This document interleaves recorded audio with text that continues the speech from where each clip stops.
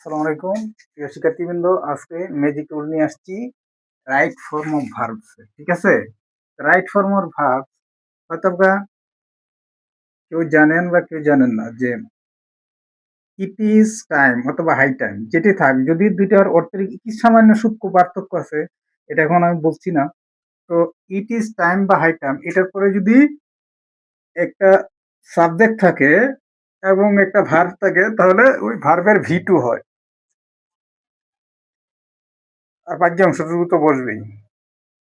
তাহলে এখানে কিভাবে ভিটু হয়, কেন হয়? ইট ইজ টাইম বা ইট ইজ হাই টাইম মানে কি? এখনই উপযুক্ত সময়, বা এখনই উপযুক্ত সময়, বা এখনই উপযুক্ত সময় মানে সময়টা পার হয়ে গেছে। মানে এই টাইমের ক্ষেত্রে একটু সূক্ষ্ম যে এখনই তো করা যায়। তাহলে আর এটা হলো সময়টা হাই টাইমের ক্ষেত্রে কি এখনই মানে সময়টা পার হয়ে গেছে, কিন্তু এখনই তো কাজটা করা উচিত, যদিও ভবিষ্যৎ এবং বর্তমান অর্থ দেয়।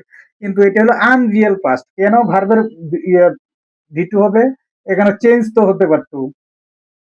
ঠিক আছে, তাহলে কাজটা তো বর্তমান কালে করা হচ্ছে, হচ্ছে যে এখনই তো করার সময়, তাহলে এটা অর্থটা কি বর্তমানে ভবিষ্যতে দিচ্ছে বা ফিউচার হতে পারতো। কিন্তু এটা যেহেতু আনরিয়েল পাস্ট, যেহেতু বাস্তবতা বর্জিত, মানে অবাস্তব ধরনের কথা, যে এটা তো কাজটা করা হয়নি, মানে সময়টা আগে চলে গেছে যেহেতু, সুতরাং এখনো সময় আছে, তাহলে এটা আনরিয়েল এরকম ধরনের কাজ হলে কি সেটাকে আনরিয়েল মানে আনরিয়েল পাস্ট হবে সবসময়, যেটা অবাস্তব অতীত বোঝায়। তাহলে এরকম, তাহলে কি হবে? এটার সাথে চেঞ্জড হবে।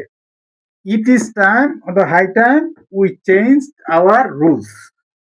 ঠিক আছে, এখনই কি আমাদের উপযুক্ত সময় কি আমাদের নিয়মগুলা পরিবর্তন করা। আচ্ছা, তাহলে 2 নম্বর বাক্যে আসছি। It is time oblique high time, বা এটা হাই টাইম যেটি থাকুক, টাইমের পরিবর্তে হাই টাইম থাকুক, এখানে ফর আস তাহলে চেঞ্জ আওয়ার রুলস, এখানে চেঞ্জটা লিখে দিচ্ছি। চেঞ্জ, এখানে চেঞ্জের পরিবর্তে চেঞ্জ করবে। আর এখানে কি it is high time for us, এখানে কি সাবজেক্ট আছে? ওটা হলো আমাদের জন্য কি উপযুক্ত সময় কি আমাদের নিয়মগুলা কি পরিবর্তন করা।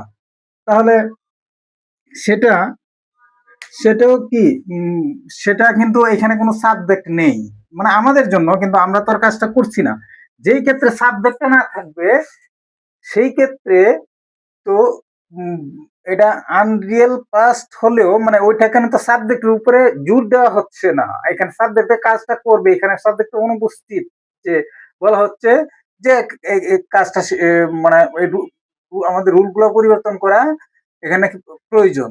ঠিক আছে, তাহলে এই জন্য এটার পরে কি ইনফিনিটিভ ফর্ম বসবে, সবসময় মনে রাখতে হবে, যেটা কি ইনফিনিটিভ ফর্ম বসবে। তাহলে চেঞ্জের জায়গায় কি হবে? টু চেঞ্জ হবে। চেঞ্জের জায়গা টু চেঞ্জ এখানে হবে, এটার পরিবর্তে এখানে টু চেঞ্জ হবে এটা, আর এই চেঞ্জের পরিবর্তে চেঞ্জ হয়েছে। আচ্ছা, তাহলে এখানে এটা গেল। তাহলে ইট ইজ টাইম, তারপর হাই টাইম যেটা হোক, কিন্তু এটার পরে চেঞ্জ আওয়ার রুলস, এখানে তো মানে সাবজেক্ট নেই। ইট ইজ টাইম বা হাই টাইম, এখানে কি সাবজেক্ট আছে? মানে কাজটাকে সাধারণভাবে করতে বলা হয়েছে, এটা আনরিয়েল হলেও ফার্স্ট হলেও তাহলে এটা সাধারণভাবে এটা এখানে যেহেতু করতে বলা হয়েছে, কোনো সাবজেক্ট নাই, সাবজেক্টের উপরে কোনো জোর দেওয়া নাই, তাহলে এইখানে কি এখানেও কি ইনফিনিটিভ ফর্ম বসবে। তাহলে এখানে আহ, কি বসবে? To change.